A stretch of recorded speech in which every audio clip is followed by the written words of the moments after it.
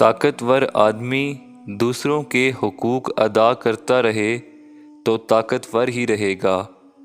حقوق ادا نہ کرنے والا ظالم کہلائے گا اور ظالم سے طاقت چھن جائے گی۔ یہ قدرت کا اصول ہے۔ ہمارے پیشے، ہمارے مرتبے اور ہمارے اثاثے ہماری فطرت نہیں بدل سکتے۔ نصیحت کرنے والا مخلص نہ ہو تو نصیحت بھی ایک پیشہ ہے۔ توبہ کر لی جائے تو ایک اچھے وقت کا آغاز ہو سکتا ہے۔ عجیب بات ہے کہ جسے ایک انسان تلاش کرتا ہے، دوسرا اسی سے نجات چاہتا ہے۔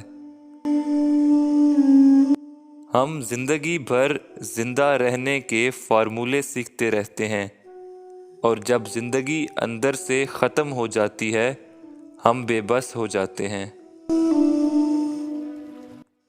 عبادت اس مقام تک نہیں پہنچاتی جہاں غریب کی خدمت پہنچاتی ہے۔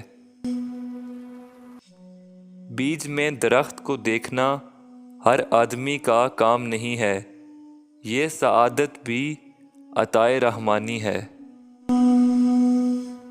جب عذاب آنے والا ہو تو توبہ چھن جاتی ہے۔ دولت عزت پیدا نہیں کرتی، دولت خوف پیدا کرتی ہے۔ نفس کو اکسانے کا عمل آنکھوں سے شروع ہوتا ہے، اور پھر انسان ایک درندے کی طرح اپنے شکار کی تلاش میں سرگرداں ہو جاتا ہے۔ خالق کے خیال کو چھوڑ کر مخلوق کے خیال میں گم ہونے والا انسان دین اور دنیا کے خسارے میں رہتا ہے۔ رحمت اعمال کو عبرت سے بچانے کے لیے ہوتی ہے۔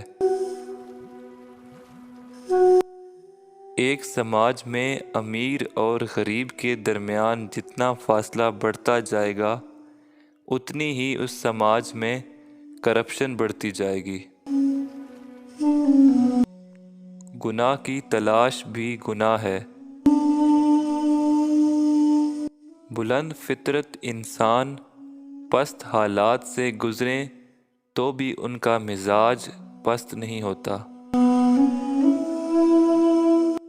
کسی شخص سے اس کی فطرت کے خلاف کام لینا ظلم کہلاتا ہے۔ انسان کی اصل فطرت کو بیدار ہونے کے لیے صحبت صالح درکار ہوتی ہے۔ ہر چیز کو عزت کے ساتھ رہنے دیا جائے تو اپنی بھی عزت قائم رہتی ہے۔ صالح فطرت لوگوں کو اہم مقامات پر فائز کرنے سے اہم نتائج حاصل کیے جا سکتے ہیں۔ ہمارا حاصل محدود ہے اور ہماری تمنائیں لامحدود ہیں۔ جب تک عوام میں حق پسند، حق طلب اور حق آگاہ لوگوں کی کثرت نہ ہو، جمہوریت ایک خطرناک کھیل ہے۔ دولت کی محبت کم کر دو، اندیشے کم ہو جائیں گے۔